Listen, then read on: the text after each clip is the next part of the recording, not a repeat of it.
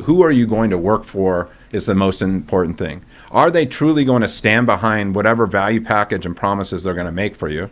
And then what type of long-term career opportunity do I have at this company? And are there growth opportunities within? If you can't answer yes to all of that, it's probably not going to be a long-term thing. Welcome back to Good Better Broker as we bring in Alex Madonna. He is the broker owner of Trust One Financial based in Irvine, California. Alex, great to have you here. Thank you so much, Justin. Pleasure. So, Alex, you have been in the industry now since 1997, so coming up on 30 years in mortgages, and you recently made a huge move coming from a large retail lender, which you were one of the founding members of, to leave that behind and come back to the broker channel. Alex, tell me, why was now the time for you to start something new with Trust One Financial? That's a great question. I've been asked that quite a bit, logically and naturally the last few months. First of all, I came from Loan Depot, wonderful company led by wonderful people.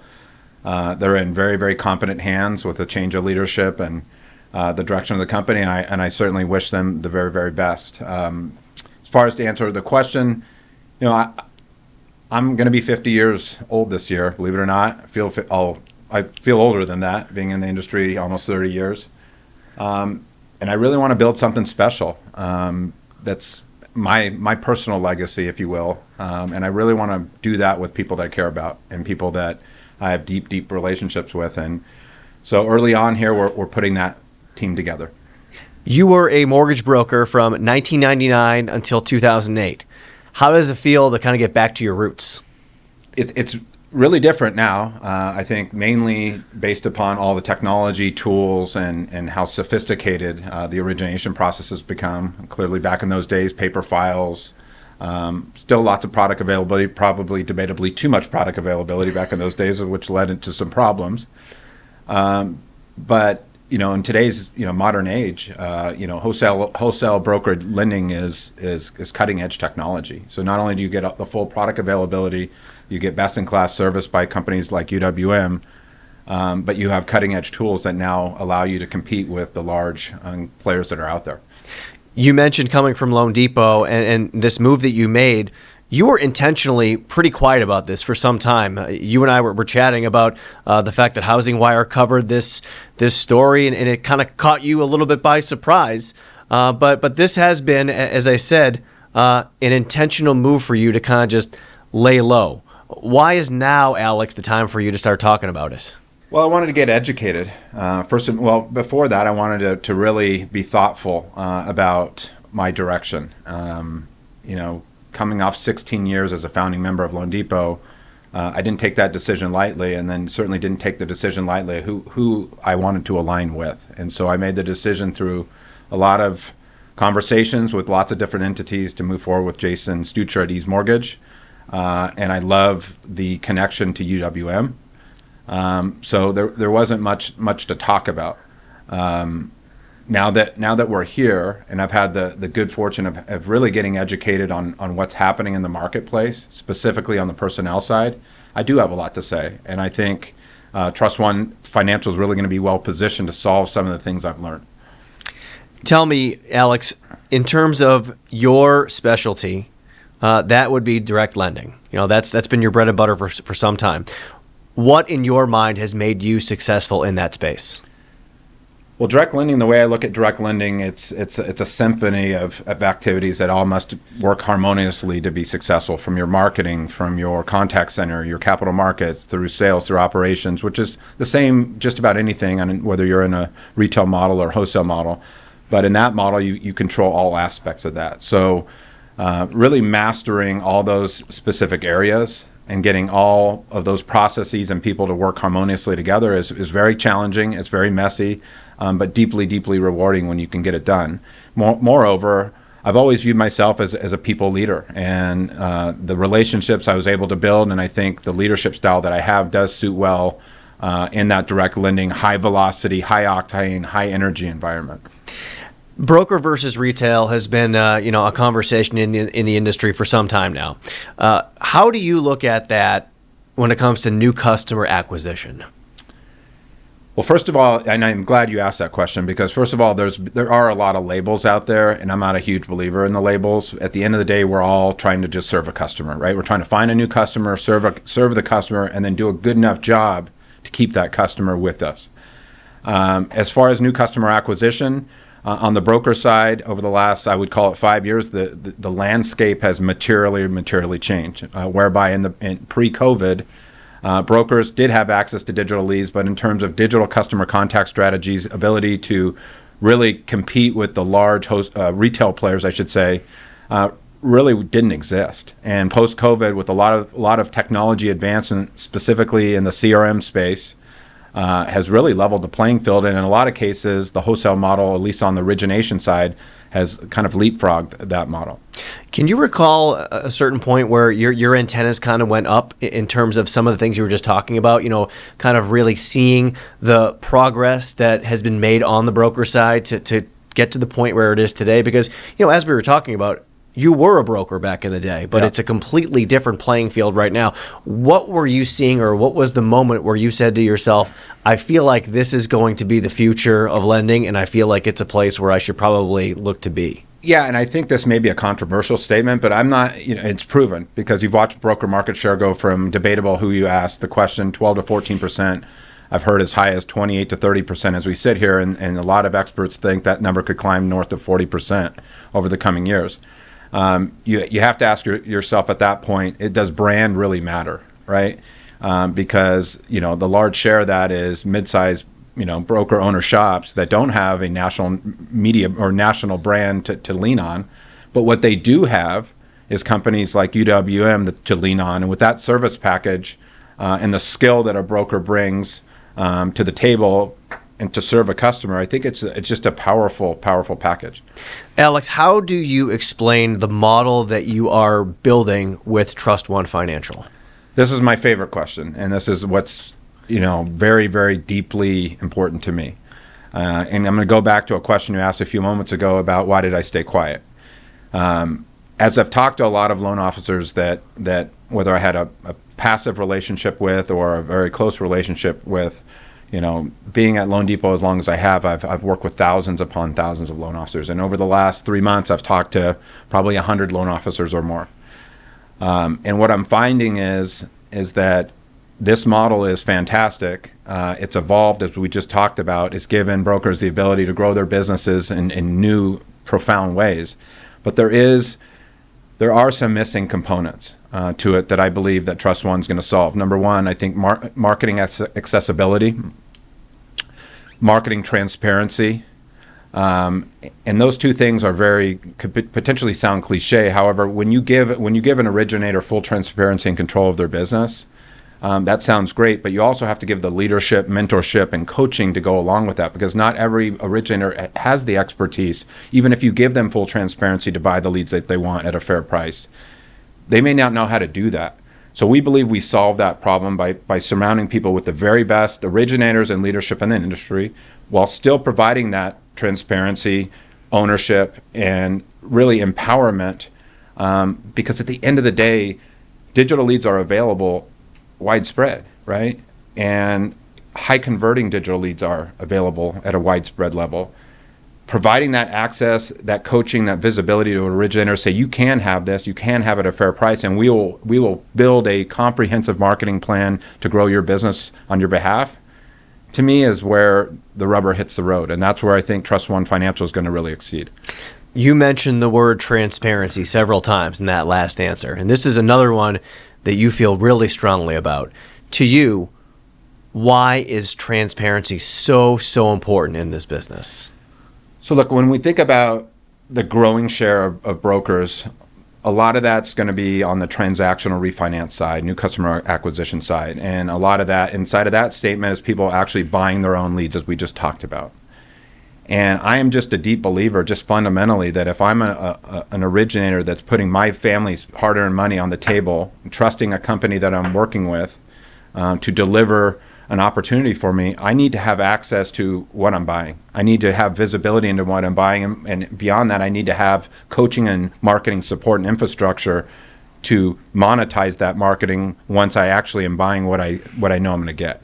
So it's just, to me, It's a model that requires help, but it also should require the ability to turn over the keys to that originator to see behind the curtain, so to speak. Speaking of that, you were telling me when we talked before the interview that what you're seeing right now in the business is people chasing high splits and false promises. What do you mean by that? So, and I don't mean that in a bad way, right? I want, like anybody, we're a capitalist society. I want everyone out there to go maximize their earnings and have a great life for their families.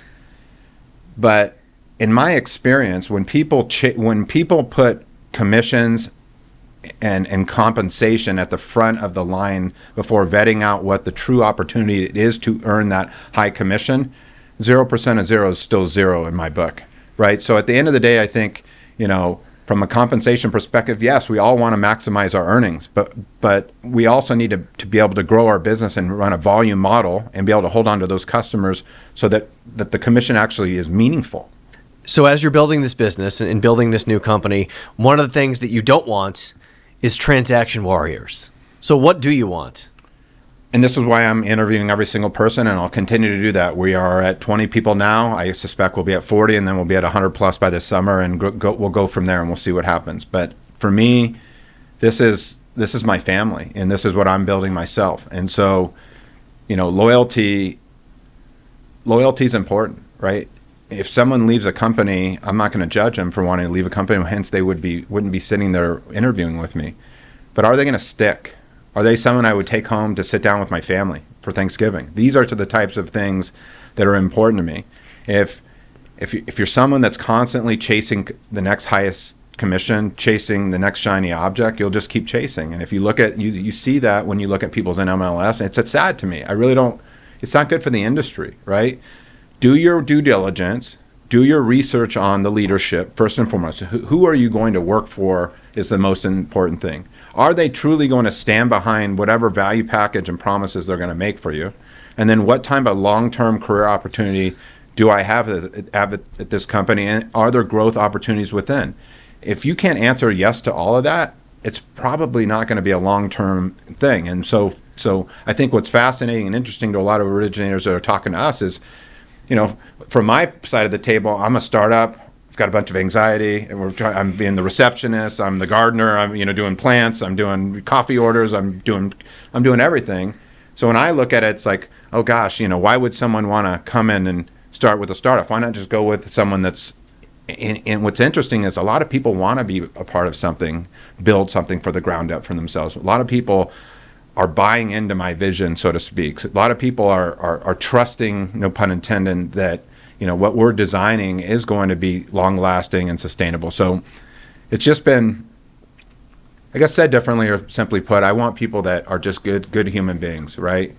Good human beings, which, by the way, again, through all these conversations I've had recently, there are a lot of good people out there that if just given the right nutrients and water and sunshine, so to speak, will thrive, and they will. And that's where you come in, because you want to actively coach these people. And one of the things that you mentioned to me that you want to help them do is build a business that is repeatable. Focus on that instead of chasing the big check. So what is your approach when coaching your LOs so they can accomplish that?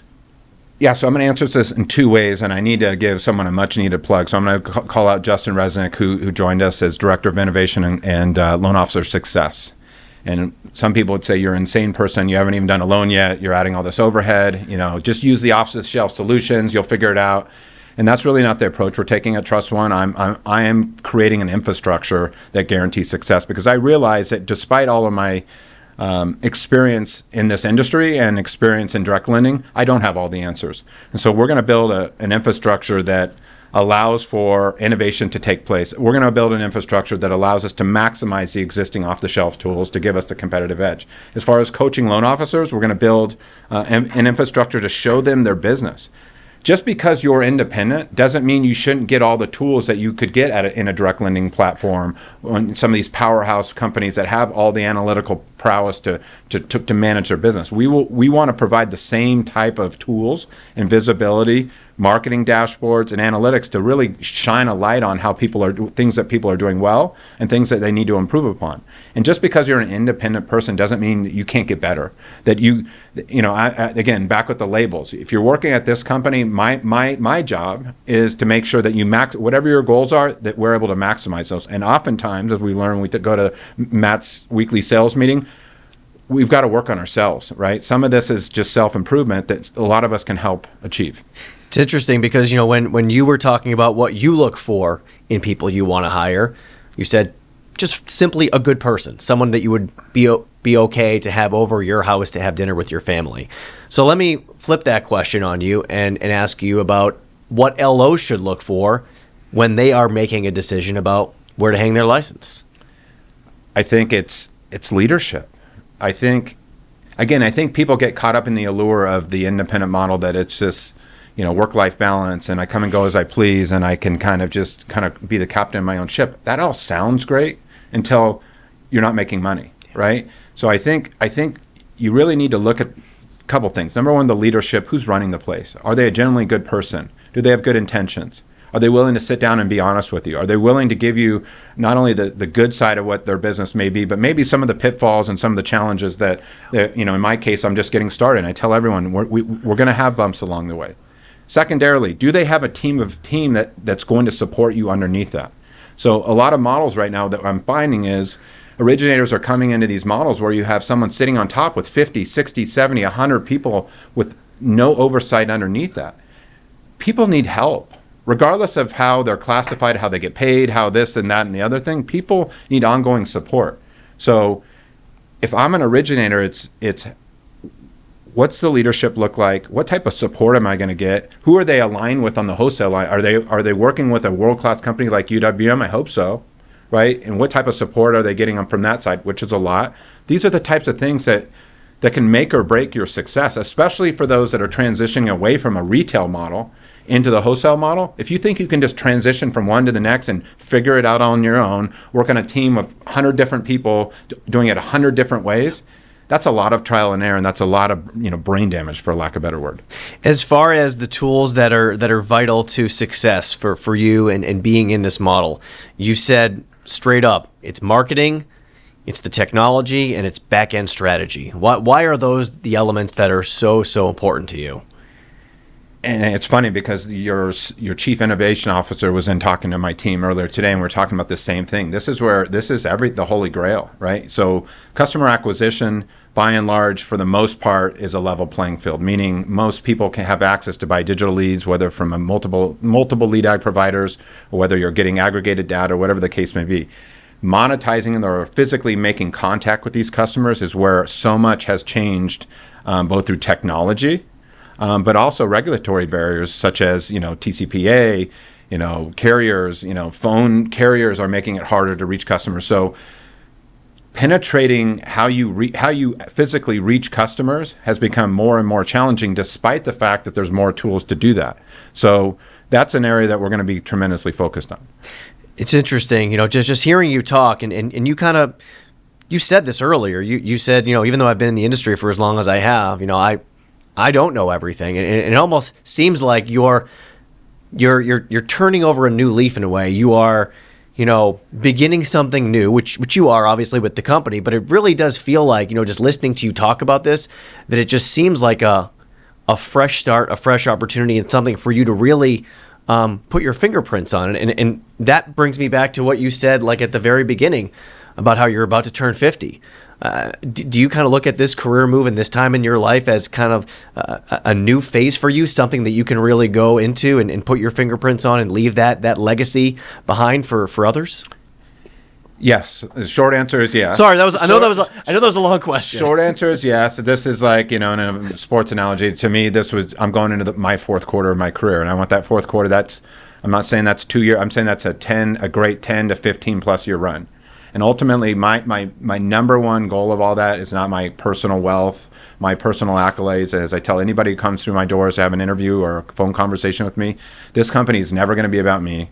If I ever become the focal point, I need you all to barge into my office and corral me and bring me back down to planet Earth. What this is about is building a company with great people like Brian Ramos, like Ash Talay, Ash Tantaga, Joey Perez, Julie, who's sitting over here, Arya Bybordy, who's coming on board. There's a lot of great human beings, and what I want to watch those people who are a lot younger than me, who have a lot more runway in front of them, with the right leadership, the right surrounding, and the right opportunity. I want to watch them grow their careers, and nothing would make me happier to watch 2, 3, 4, 5 of them go open up their own Trust One Financials. To me, that's the greatest reward at this point in my career. But for now, we're going to focus on the fundamentals, and as I said earlier, to tie into the fact I don't have all the answers, I'm going to build what I believe is the best mortgage origination founding group that this industry's ever seen. And I think we're already starting to prove that. It also seems like, in a way, you feel an obligation to give back to the industry, an industry that has given you a lot. I mean, obviously, you put a lot into it as well to get to where you are. But it seems like you're also, in building this company, trying to leave the broker channel, mortgage lending, better than when you first got into it. We heard it in the weekly sales meeting for Matt today, and it's the word care was used multiple times, and I loved it, right? Because in a world that's very comp centric and people are chasing money and all that, that's not the industry we're in. We're in the help people business. We're putting people into homes. We're supporting the American economy. We're changing people's lives with a cash out refinance where a family may be down on their luck and it's going to change their life. Like, I don't forget about that. I came from very, very humble beginnings as a kid. I've earned every dollar that in my life. No one handed me anything. And I'm very grateful for the opportunities that this industry has given me and so many others. I think a lot of us out in the industry, and I'm not saying everyone, and I'm not trying to put myself on a pedestal and at all. What I'm saying is I think a lot of us need to come back down to planet Earth a bit and realize to be purposeful, to do things to help people. And that help that you give people doesn't always necessarily need to come with monetary compensation. And that's the philosophy that I think I see and feel. And I'll say this, I've spent probably 15 hours at UWM over the last 2 months in 2 different visits, today being the second visit. This is a world-class company. I have seen lots of different companies. I've been a part of a world-class company.